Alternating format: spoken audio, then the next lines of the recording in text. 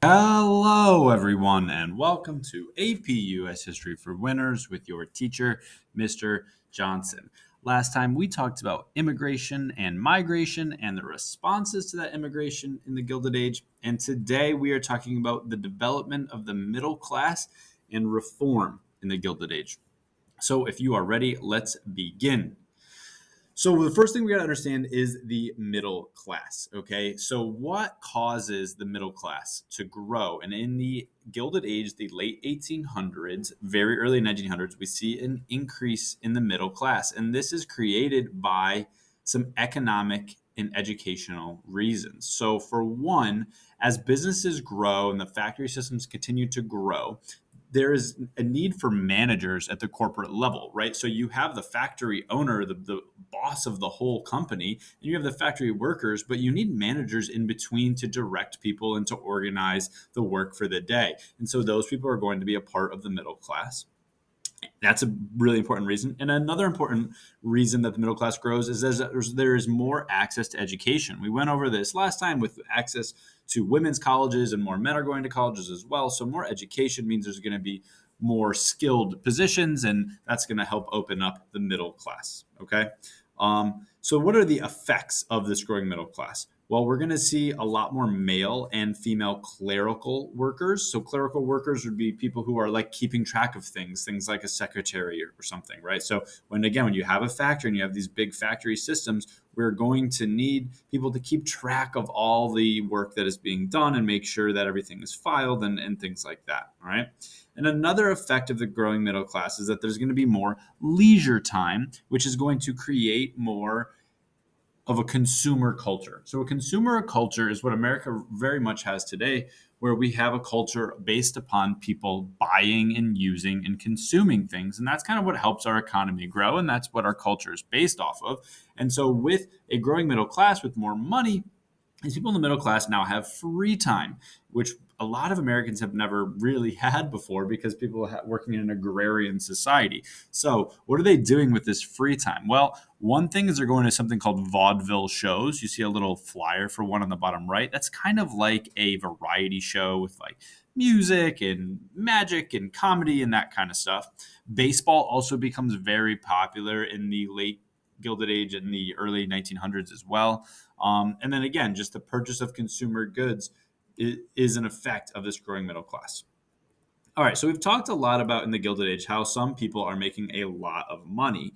And the wealthy come up with an idea called the gospel of wealth. And specifically, it's someone named Andrew Carnegie, which you see pictured here on the right, who was a huge industrialist. We've talked about him before. So we really need to understand this term, gospel of wealth. I would start it, memorize it. They're going to bring this one up. So here's what the gospel of wealth is. It's an argument that some wealthy people make that wealthy people have a responsibility to help other people that are less fortunate. So if you are wealthy, you need to give that money back. Okay. And Andrew Carnegie talks about this idea in his book, The Gospel of Wealth. This is a really important idea to remember. All right. So he's going to argue that the wealthy, like we said, should give back to society. Another way to put this, if you ever heard of the word philanthropy, that's what that is. Okay. And so, what are some examples of philanthropy that we see from this time period? Well, Andrew Carnegie gives a ton of money for hundreds of libraries all across the United States. So, that is a really important idea. And then another one, just something I think is easy to remember. Cornelius Vanderbilt, we talked about him in a previous lesson as well, but he creates something called Vanderbilt University. Maybe you've heard of it before. He gives $1 million, which is a ton of money, right, at the time, to build Vanderbilt University.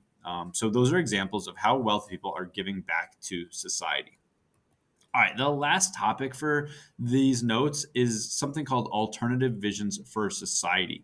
All right, so as we see society changing and society is industrializing, we see the middle class and these super rich people, and we really see a total shift in how people are living their lives compared to 100 years prior. There's going to be a lot of people who are going to try to come up with different ways. Maybe they don't like the way that the United States is going, and so they tried to come up with alternative views for how society is going to go. And we're going to talk about a few different groups, all right, and what their ideas are. So one group is the agrarians, and these again are the farmers, okay? and they want more government involvement in the economy. We'll talk about these people as called populists. All right. And we're going to bring these people up, populists, more later. But these are people who are, like, for example, wanting the silver standard. All right. Which if you remember, we talked about that. And they also want the government to own the railroads instead of private businesses, because they think that the government will be able to make a more fair system with the railroad. So that's the agrarians want more government involvement in the economy. Okay, there's another group, a specific group called Coxey's Army, which you see pictured here on the right. And this is a group of unemployed workers that are very frustrated with the industrialization and the way that society is moving, and that they feel like they're being left behind. And these people feel like they don't have a position, they don't have jobs. And so they actually march to Washington, D.C. They demand relief and they demand government jobs. So we see a lot of, people who think that they should be employed, think that they have something to give to the economy, but don't have a place, being frustrated. Okay. And here's a few other groups with alternative visions for society. One, or a bunch of different groups of people can fall under this category called utopians.